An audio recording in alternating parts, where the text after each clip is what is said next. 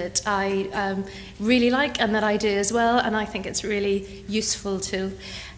So Gosia Pytel is going to come up to discuss. I'm a design thinker. What's your superpower? Funny enough. Thank you.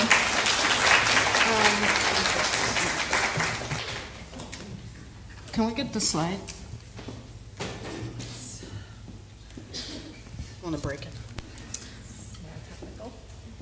Funnily enough, there will be a tech program opening soon with me being a mentor, so you can apply for that if you how's everyone doing?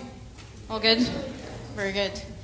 So just a word of introduction while we're doing the slides, because I don't have a slides for an introduction, funnily enough. I'm not from around here, but now I'm here. I do online trainings, but that's not what I'm going to talk about. And my talk is not going to be very technical, so I'm sorry, or you're welcome, depending. So it's not going to be about design thinking per se as well. It's just about a little bit about design thinking. But to start with, this is an incubator. They probably maybe look a little more advanced now, but I imagine it's not something that a mother wants to see, especially with their baby in there. And it's not something that probably is, it's not probably a very nice experience for the baby as well. But that's what is currently in hospitals.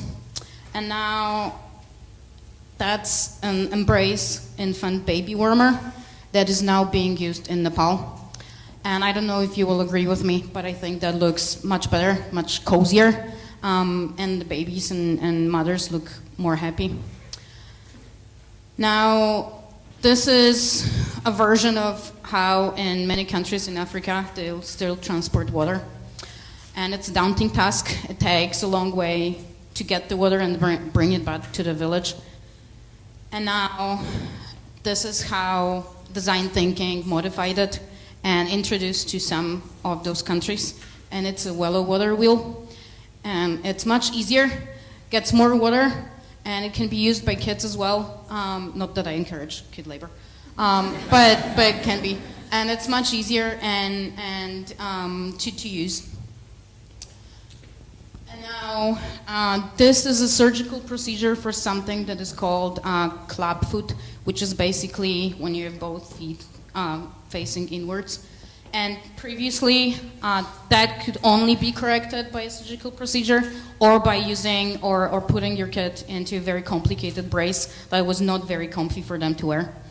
And now enter design thinking and designers, and this is what they figure out. It's not scary. It's not complicated. It's still uncomfortable, obviously, because it helps to correct the posture, but it's much better. It doesn't scare the kid, and it's just easier to use as well.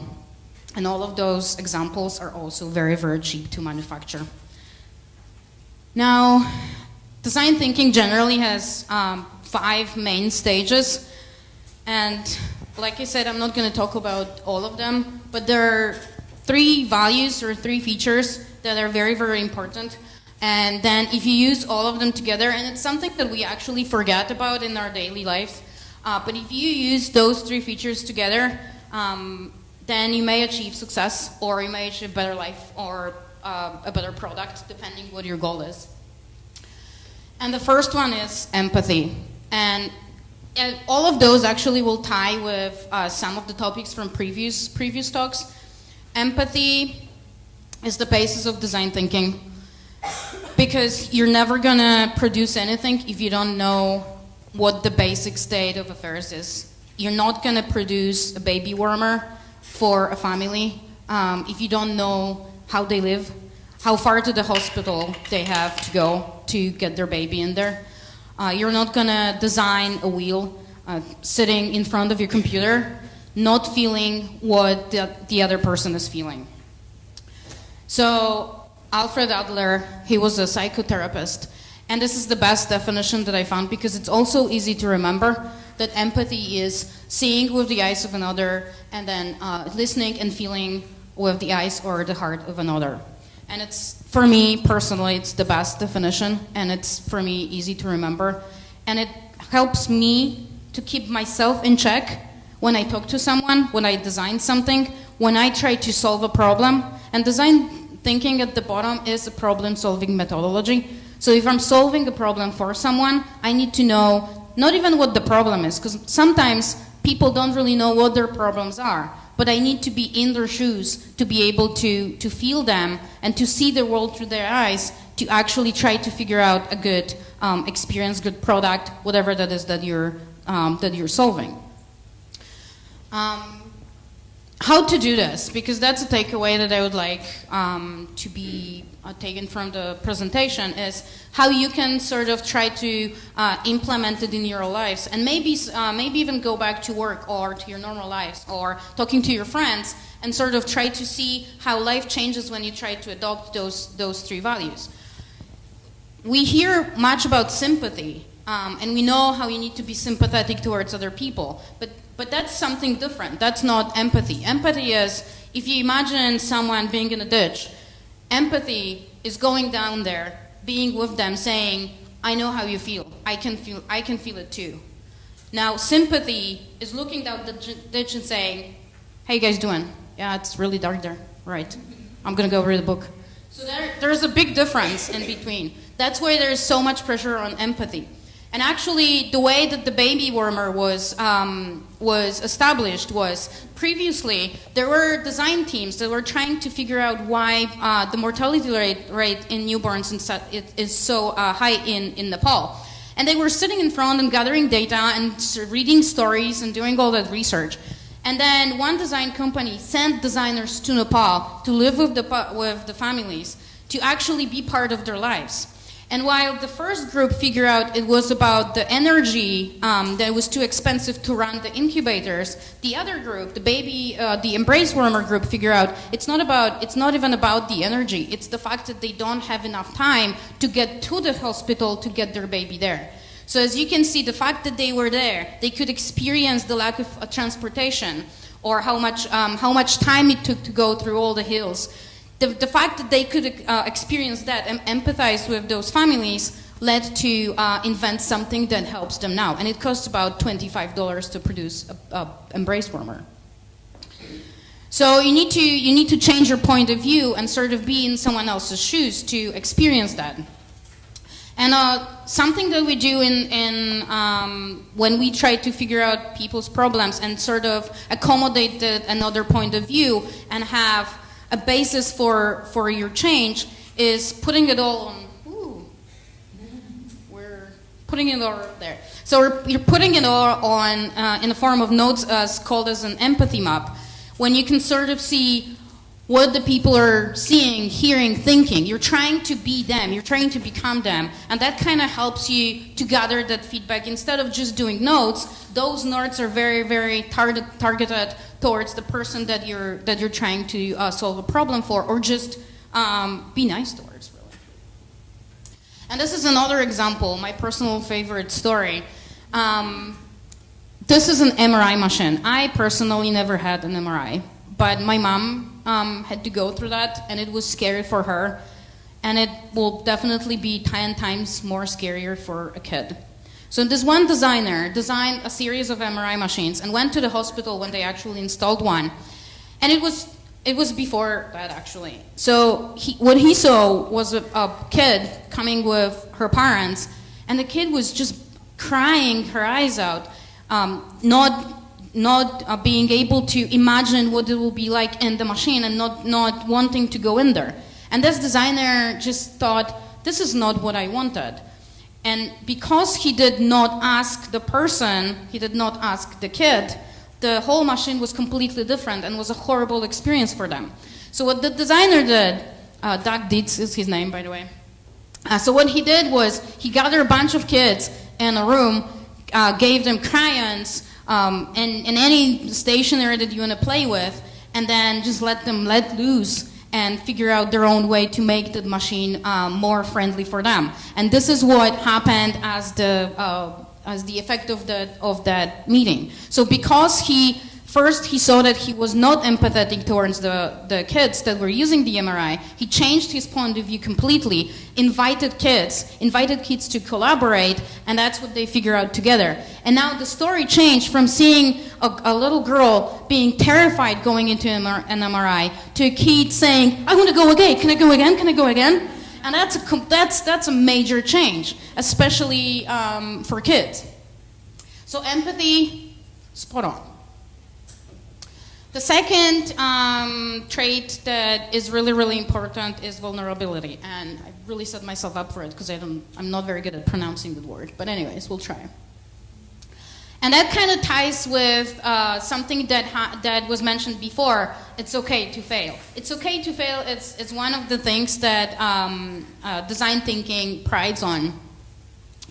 And it's just creating the atmosphere of allowing yourself to be vulnerable and allowing yourself to fail and knowing that that failure actually gets you closer to something. And even if it doesn't, you tried, and it's something that will happen.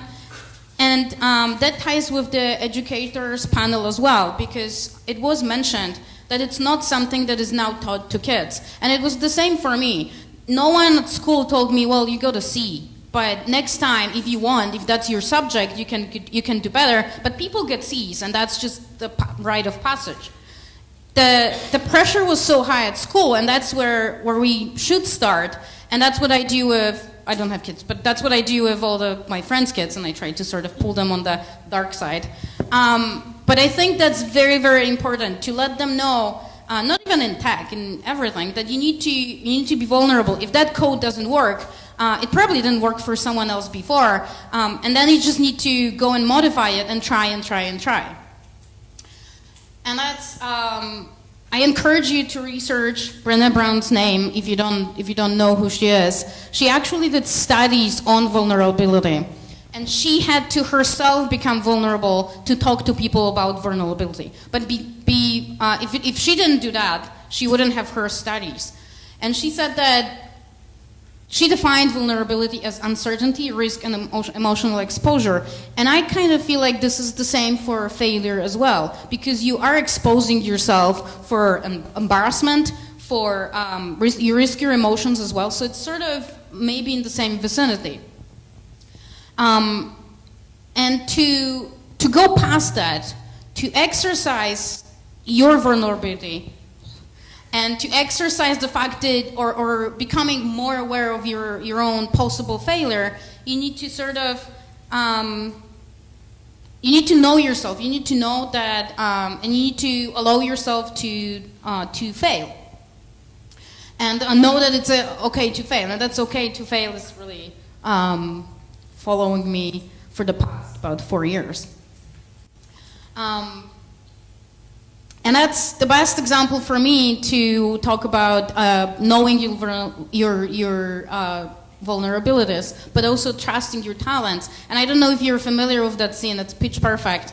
And then that was probably one of the best moments of that movie, when Fat Amy was asked about her name, and that's how she introduced herself. And it's just because so skinny people don't say the same behind her back. So she knew that it's something that can be used against her. So she knew it was cool, or at least towards other people, it could be perceived as her vulnerability, and she acknowledged that, and she rocked that, by the way. So that's what it is. It should be okay for us to say that I don't know how to do something, and then teach me, instead of pretending to be good at everything and then risking yet again our feelings or embarrassment. And this story, or this trait of this value is best reflected in Tim Ferriss, and we're all in business, I feel, so at least you should be familiar with the first book, The 4-Hour Week, which I'm not really a big fan of. Tim Ferriss has a blog as well and a podcast, and you can go and actually read and listen to his story when he was battling with thoughts of suicide. And the moment when he decided to put his suicide story and his thoughts and his journey out on the blog and on podcast, this was the moment when he felt free. And this was the moment when majority of his viewers felt like he actually was human and like he actually could do difference in their lives. And apart from that part, from connecting on an emotional level, that in our world that also is followed by like selling his books and all that stuff, but that just comes later. The first, you need to connect connect with your audience or with other humans. And the third one is courage. And that ties with it's okay to fail as well, because we all need to have courage to start failing or at least acknowledge our failures. And then Teddy Roosevelt says that courage is not having the strength to go on, it's going even though you don't have strength. And that's a great advice as well. And that yet again ties with your it's okay to fail. When you go and you know you can fail, but you still try. And to do that, well, you need to accept the fact that you can fail, and you are courageous, despite that you can fail. You need to be open to it, and you need to try and try again. And it's something that my school was lacking as well. That first of all, I could get a C, but second of all, I can try and have another try at something, and I can try again, and I can be better, and next time I can have a B or an A or whatever.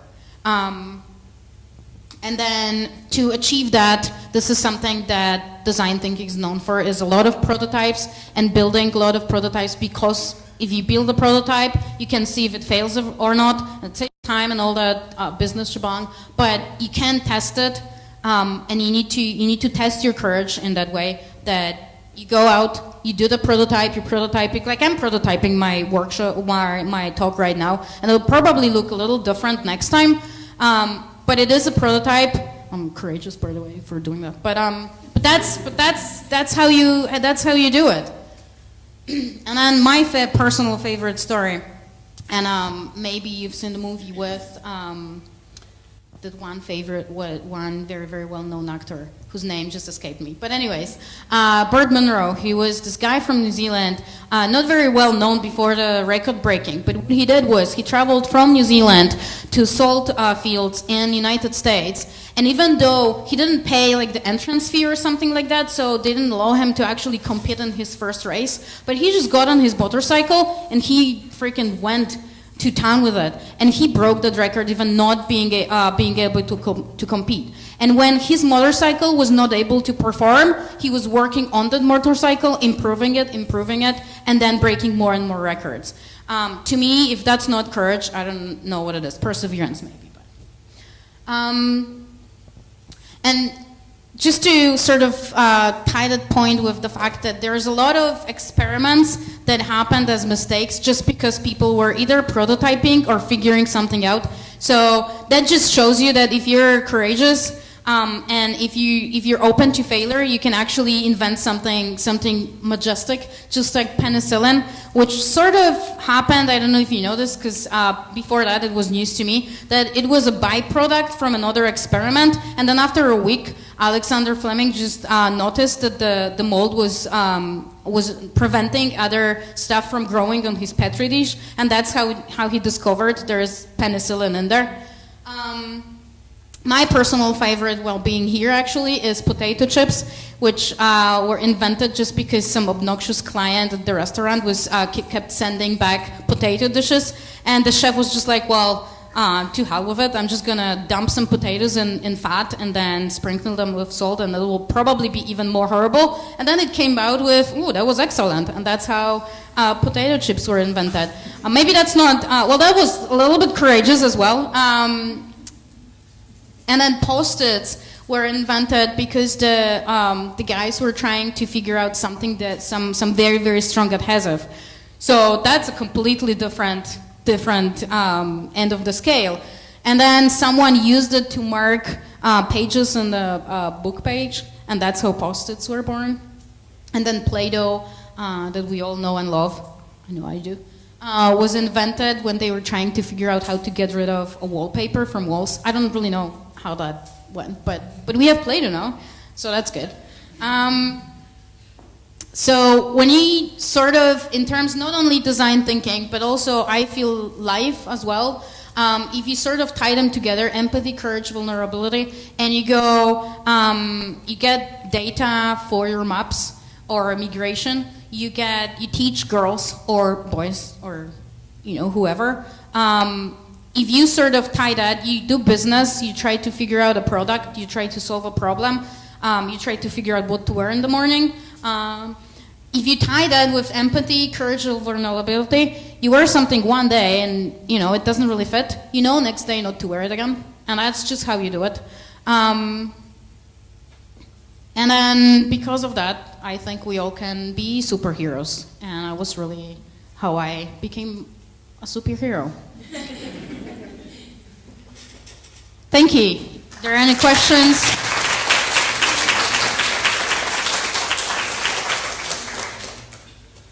About superheroes or design thinking? Yes? I'll just shout. I practice design thinking all the time as Mm-hmm. well. And I was at a conference a couple of months ago, and they were talking about that sort of Kelly brothers saying about Belfast to succeed sooner. And actually what they're saying is that that's not great when you're going out to business. You're telling them that they kind of have to fail to be able to succeed in sort of like, I don't know what time scales, 3 months, 6 months, a year. So actually what they're trying to turn it into now is learn fast by feeling. So I kind of want to know what you thought of that. So to stop saying failure, I don't know if I agree with it. We need to stop saying failure, and we need to start saying to learn fast. I think those could be two different. Well, I don't think they're mutually exclusive to start with. I'm not going to be saying learn slow, but I'm not going to exchange it, me personally, with that anyways. And in terms of business, it depends. It's design thinking. Generally, it's not a methodology when you come in and you have return on investment within a week. So you need to know who you're working with, and that actually goes back to empathy, because you need to know what the company is feeling and what their goal is. If you don't feel the same, you don't have to follow with them. I don't think they're, like I said, I don't think they're exclusive, and I think you can sort of do both, learn fast, but you can do prototypes fast as well, because you have your scissors, you have your cardboard, and that's the beauty of prototyping. So I think it can be combined. Thank you. All right, thank you so much.